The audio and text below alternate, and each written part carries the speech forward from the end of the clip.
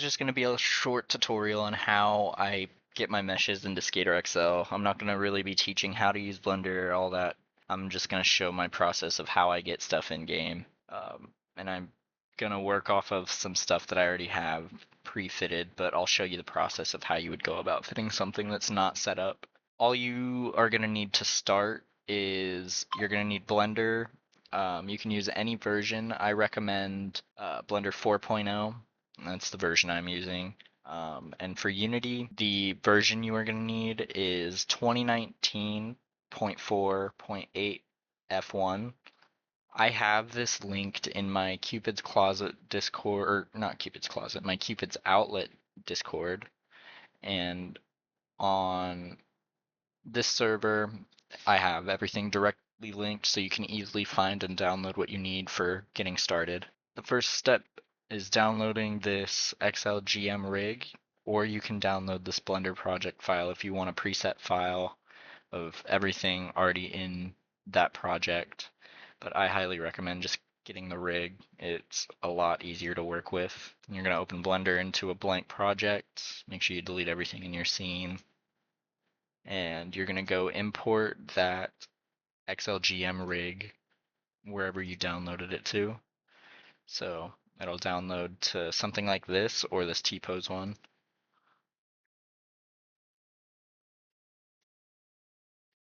And it should look something like this whenever you get it into Blender. Do not change anything about the skater itself. Do not change or edit the bones. I recommend just hiding the bones. The skater is true to size of how he is in game currently, so if you edit the skater, it will change how you are editing your weights or editing everything else when it comes to your gear, and it might not work in game. Your next step would be using a program such as Asset Studio, and this program allows you to take Skater XL assets that are pre-made assets for gear modifier. You can return them into OBJ files by taking and dragging and dropping into Asset Studio, clicking this checkbox, and then coming up here and pressing the export button and extracting all assets.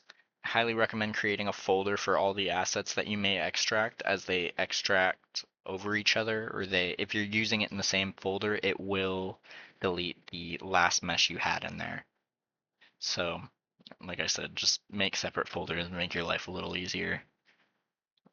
But after you do that, you would then go to your file button up here, press import FBX or OBJ, depending on what your file is. And if you don't have either of those, you can use any file type. It just depends on whatever type your mesh is. So in my case, I have OBJs that I have and that I would like possibly to have as a mesh. Say you have like a t-shirt, and if you import a mesh and it imports on the ground like this is totally a normal thing. The only thing you change is you would press the N key if you don't have this pop-up on the right side of your screen open already.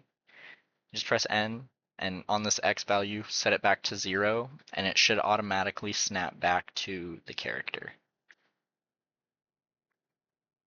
Now, depending on what kind of characters you use, you can set it up so the body is rendered out, which is something I never do because I'm very lazy. Even though it's not too hard to do, I just never learned to do it. I normally tend to, if I have a mesh like this where it's going into the body, I use an asset from CurbDog's server for his custom bodies called the box. And this system allows for you to turn on individual body parts to then minimalize clipping with certain clothing. It also has a mass version which applies different physics to the game very minimally, but it's super, super nice. I highly recommend it if you do not use it. But ideally, say you don't like how your mesh is placed, you get it semi-positioned and it looks kind of like this, but you're like, okay, well, I don't want the body poking through, obviously, so I want to change how this mesh is looking up around the body or whatever. All you would do is click your mesh, come up here, go to sculpt mode, and it'll, depending on your mesh, it might turn very blocky like this. This is totally normal. But then all you're going to do from here is take, and the further you are away, your brushes are going to have more effect as well. You can also edit your settings up here with the strength and radius of your brushes. But I prefer working in the viewport where it's like I can drag and I have more effect like this. It just makes editing clothing a lot easier in my mind. But the tools that I mainly use are grab, elastic deform, snake hook for hair if you're trying to make hair longer. You can use flatten and smooth tools if things are looking too bumpy or you're trying to just smoothen out a certain part of your object. But yeah, it's literally just play with these tools and get a result that you like. You can really have any results as long as it's still semi okay on how the body is and it doesn't look like it's gonna fry your weights for when you're doing your weight painting, then you should be totally fine. Basically, just go around, get your mesh fit to your liking. Doesn't have to be perfect. I'm just gonna do a shitty little fit of how I could get this to look. But yeah, if you could see as well, the more I zoom in, the more refined and in one area is affected to where I am pushing and pulling on the mesh. So if you're getting weird bumps, you're getting like weird artifacts, just try zooming out. Maybe that'll fix your problem in trying to smoothen or trying to move certain things and it's just not working for you. That has been a big one that I've had to come to find out because I'd be in close working on a mesh, moving vertices like this, but then when I get it in game, it just looks completely fried because the verts are reading backwards or whatever. There's so many different options of how you can fry it and have it not work, but it's part of the process. So as I'm finishing this up, all I'm gonna do after this is weight paint. And even though weight painting sounds scary, seems like it's gonna be a pain, it really depends on what you're trying to get done. So, for example, with a shirt or with pants even, I'll import a couple different objects to show the process on how I would go about different objects as well. So if you take pant, if you take shoes,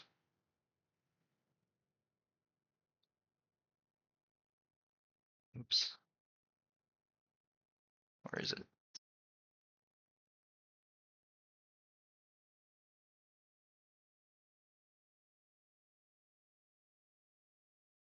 Just use these guys.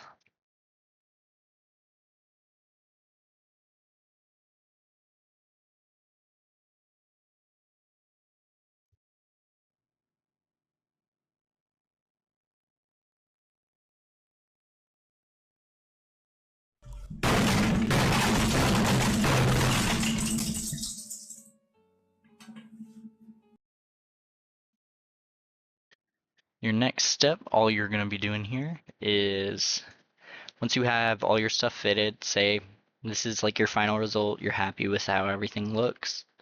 The only thing you're going to do is click your body, then shift click whatever mesh you're trying to weight paint. You're going to come up here and press object mode, and then go into the weight paint tab. And what should happen is your mesh turns on the weight paint mode, but you still see the character body outlined in orange, meaning it's still selected. From here, all you're doing is you're going to go to this weights button and then press transfer weights. And on the bottom left, a little pop-up appears. It'll either appear open, or if it's closed, just press that little drop down like I did, and it'll open up this menu. The only option you need to change is source layers selection right here. You're going to change that to by name. And then you're going to come back up here to this weights button again and press smooth. And for the same thing down here in this drop down, the subset, change the from active group to all groups.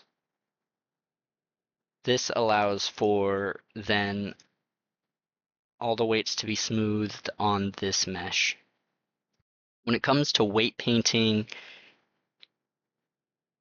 anything, I highly recommend doing that method. If you're doing hats, accessories like chains, jewelry, just go through this list of bones right here.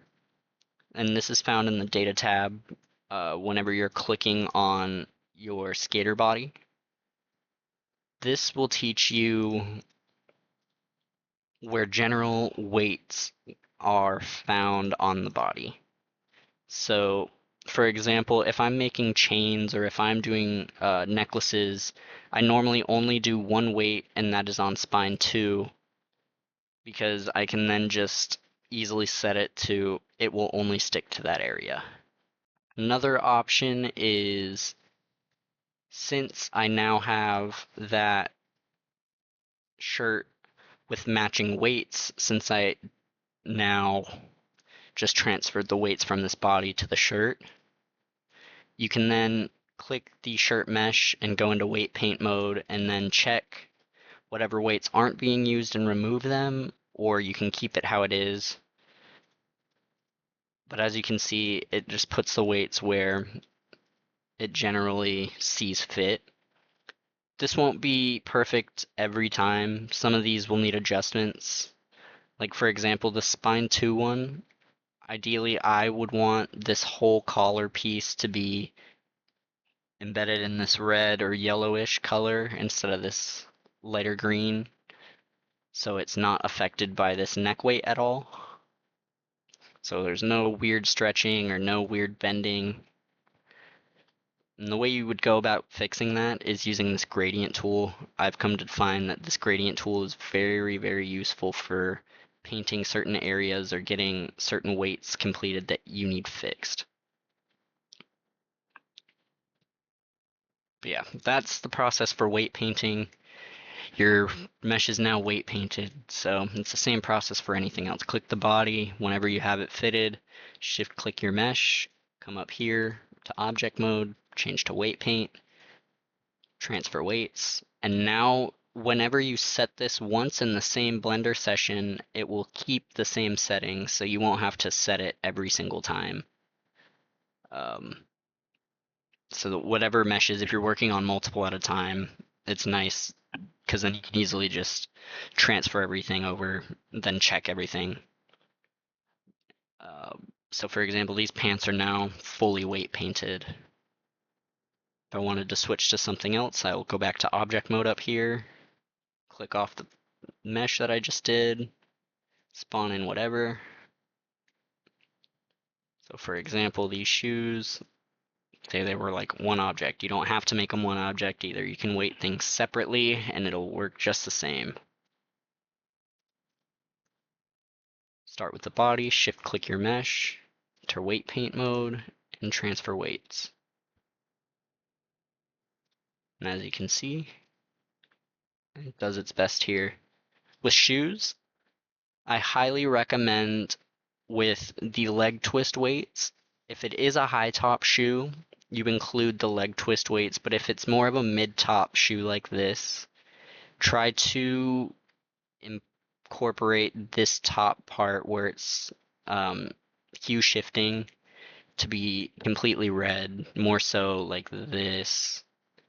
So then you can have no movement or no bending along that, and it'll move more fluidly with the foot in game. There won't be much more clipping or this part of the tongue falling into the shoe or look like things like that. And as you can see, I didn't want to paint on this shoe. The way I would fix that is literally just change my weight up here to 0 and then drag along. Just kind of clean that up.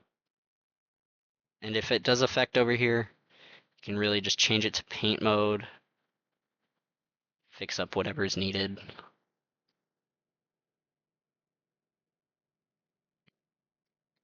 And boom, those are weighted, ready to rock. Now the next step before exporting and putting these into Unity is going over here to this modifier tab, and you're going to press add modifier, go to this deform section and add an armature. From here, you're going to select your armature 2022, which is the bone set for Skater XL. And this vertex group you can leave blank, but you also just want to make sure that all of your skater weights are here. Then you can just click off. Before exporting as well, with any mesh, make sure you have it selected. You can then press Control A and press all transforms. This sets its values of location, rotation, and scale all at a base. So when you import it in game, it's not gonna be like off the body, floating in space, fucking some random place that's not your skater. This just helps make sure that it will appear where it is currently in Blender, but for in-game. And that being that last step after you set your armatures for all of your meshes, you just make sure they all got their weights. Once again, Control A. I always do Control A religiously on any project that I'm working on, as I normally forget to. In the skater body, you can do the same as well. Same thing with this armature, as it's set at 90. Do Control A, all transforms. Make sure everything is set at 0 before you export. And now, since these are ready to go, all you would have to do is shift click your bones and then shift click your mesh. Oh yeah, I should explain this too. Materials on objects. Some objects that you may download from Sketchfab or any 3D site may come with multiple material files. If that is the case, you can either remove them, or if they all have preset image textures that you're able to just drag and drop into those separate material files, then you can easily do that as well. But for Skater XL meshes, I highly recommend working off of one texture or one material. So you should only see one material in this list, and it should look something like this. But yeah, after you're ready to export, shift click both of these, do Control A one more time, come up here to File, Export as an FBX. And there are some settings you're going to have to go through on this right side. And I will just leave this here for a second. You can pause and change what you need to, as these are important settings to have for your export for making clothing for Skater XL. But after you have all of these settings complete, come up here, press the plus sign, and it'll let you turn this into a preset that's then selectable for any other project that you want to work on in the future. Yeah, and just save it to whatever folder, and it's ready to rock, and you're ready for Unity. So then when you get into Unity, what's going to happen is you're going to need to start a project that is in the high definition 3D sample form. This is the only way you can get your gear in game is using this sort of project. And for the version, once again, you're going to need 2019.48 F1. I'll have the links in my Discord. The next thing you're going to want to download is the Xlgear modifier scripts. Those are also found in my Discord or the Xlgear modifier Discord. The way you're going to install that is it's going to download as a Unity file. You're just going to take that Unity file and drag it into this assets folder, and it'll drop a pop-up for you. You just press install, and it should just automatically set that up for you. And the next thing you're going to want to get set up is up here in this window tab. You're going to want to go to the package manager. And in here, you're going to want to find the asset bundle browser and install this as well, as this is what we're using to make the bundles for the Xlgm mod. And these are the files that are going to go into your documents folder. But that is all you need for setting up the Unity side. Now Unity's fully set up, you're ready to rock.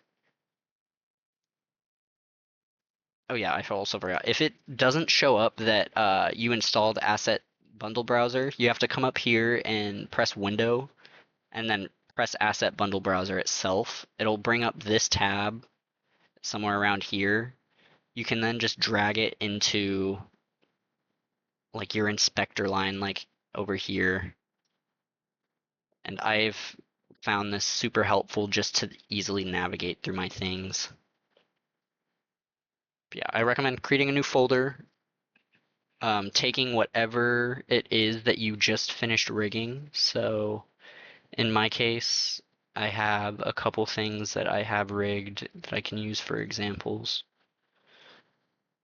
So I have these shorts. All you're going to do is press this pop-up. However many circle material files you have, you're going to click on them and press extract from prefab. This makes your texture editable. And then come up here in your hierarchy, right click and create an empty. Drag your asset that's in that folder into where it says game object.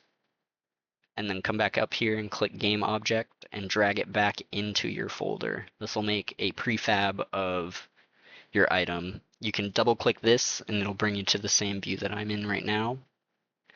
Up here in your hierarchy, just come down here and navigate to wherever your base mesh is, and you will know that it selects it because it'll highlight in orange on your viewport. Your next step is coming over here and pressing update off screen. Your mesh will not show up in game if this is not checked.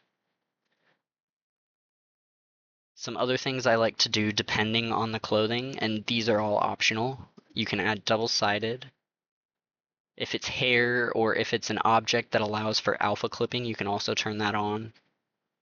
I also like to turn the smoothness down to 0 and adjust this base color to a pure white to allow more vibrancy on textures. And that is all you're going to have to do on this mesh tab. Then you're going to navigate up to this game object tab, and you'll have an empty inspector like this. You're just going to press add component and search XL, and you should get these 4 options. You're going to pick the top one, the clothing gear metadata. And with the clothing gear metadata, it's all pretty self-explanatory as to what each thing is. Your display name is what you want to call your mesh, so I just want to call these like baggy jort. By the creator name, if you want it for male or female. and then you select which section you would like this object to be in. So in my case, these are pants, so they'd be in the bottom section. If you have anything that has alpha clipping, or if you have anything that's like hair or has things that are transparent and you can see through like that, you're gonna need to put it in the headwear category, or not headwear, the hair category, excuse me, because Excel has a problem with reading transparency and alpha maps if it's not a hair file. But your prefix is going to be used if you have multiple versions of the same mesh. So say I had a second pair of these jorts, but just shorter, but they're going to use the same texture name, then I would make a different prefix. So for example, this would be baggy jort 1, and the prefix would just be baggy jorts. So baggy jorts is the texture name for alias. Alias is always going to be texture name. Baggy jorts 1 is for like version 1, because prefix is if I had a second version of this mesh. Pretty self-explanatory. Then all you gotta do is decide if you want it layerable or not. If you do, just click the layerable, press prepare Xlgm clothing, go into this asset bundle tab.